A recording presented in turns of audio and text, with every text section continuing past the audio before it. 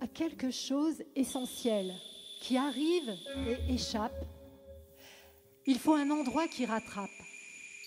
Un endroit harmonieux, unique et sans concession. Une splendeur avec des odeurs d'humus qui parlent de fraîcheur, de passage d'animaux invisibles. Comme ce chant, encaissé à l'entrée du lac isolé, où l'herbe est grasse et la mousse humide. Alors, quand on trouve cet endroit, il ne faut plus rêver, ne plus craindre les reliefs d'un voyage, et il faut, pour de vrai, conduire l'estafette comme ça, d'une traite, jusqu'à l'endroit choisi, l'endroit consacré, le champ baigné dans l'air limpide et frais. Alors, arrivé là, il faut réunir les bûches, les empiler, jusqu'à ce que se dresse l'autel. Le bûcher est bourriffé de branches de noisetier. Et quand s'achève la construction, seulement à ce moment, toi, on te libère de l'estafette.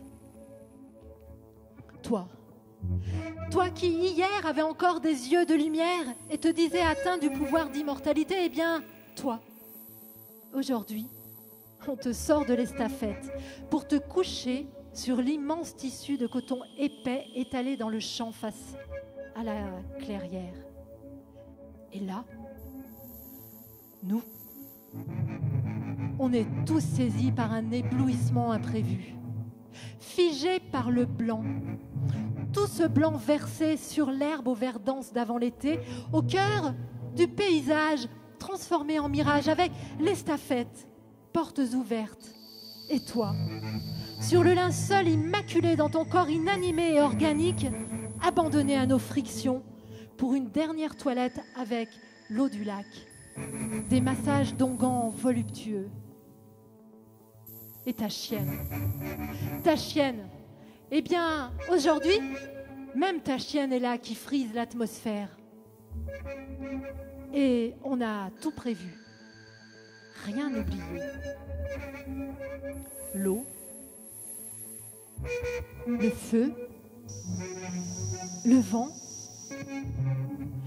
l'esprit et la terre, le ciel et les airs, nos rires,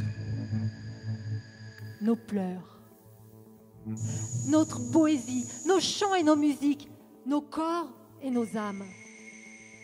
On a tout prévu, rien oublié.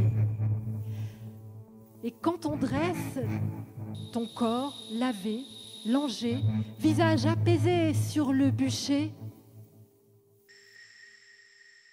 on entend le silence des oiseaux dans le bleu. Et on n'oubliera pas ce cri qui vient d'un ventre, au moment précis où les flammes embrasent le foyer de ton bûcher.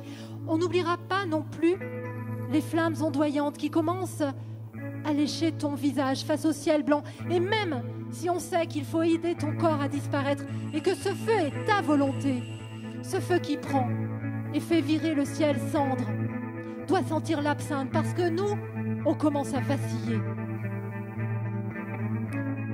On ne peut pas ne pas voir ton pied qui dépasse du bûcher effrité. On ne peut pas ne pas remettre de l'ordre dans ce feu, ne pas humer l'odeur de ta chair pendant qu'un frisson glacé parcourt notre dos et fige nos larmes. On n'oubliera pas le crépitement, la chaleur, la fumée qui danse accrue quand on remue les bûches. On n'oubliera pas non plus le feu qui prend sous ton dos et ton ventre, qui libère d'un coup une fumée noire, et qu'alors chacun de nos soupirs incarne un charognard à l'affût de ton âme errante. Charognard qui, affamé, l'engloutirait si elle se montrait. Mais, comme rien ne paraît, une pensée soudain nous traverse l'esprit. Es-tu bien mort ? Puis tes pieds et ton tibia se détachent du fémur, traduisant indéniablement l'abandon. Évidemment, on ne peut pas ne pas réunir le tout, surtout maintenant que tu ne t'enflammes plus et que tu te consumes au milieu des essences boisées et des senteurs répandues. Et comme le feu étouffe, on rentre dans la viande à la recherche d'un cri remué par les flammes. On n'oubliera pas l'odeur non plus contenue dans ce début de soirée au-dessus des braises incandescentes. Alors que le soleil occulte ses raies et qu'on se rapproche tous maintenant du feu du foyer du répit qui fume, une mélancolie dans le pré sacré entre braises qui se consument et hurlements silencieux.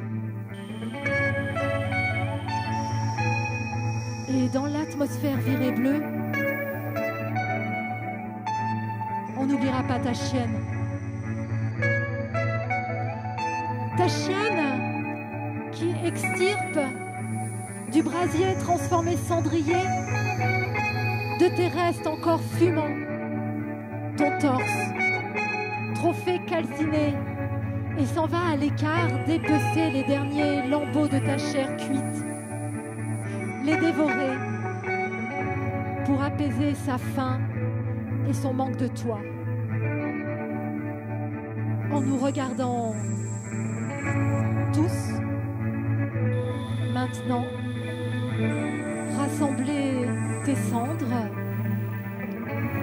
et les restes d'un soleil par terre.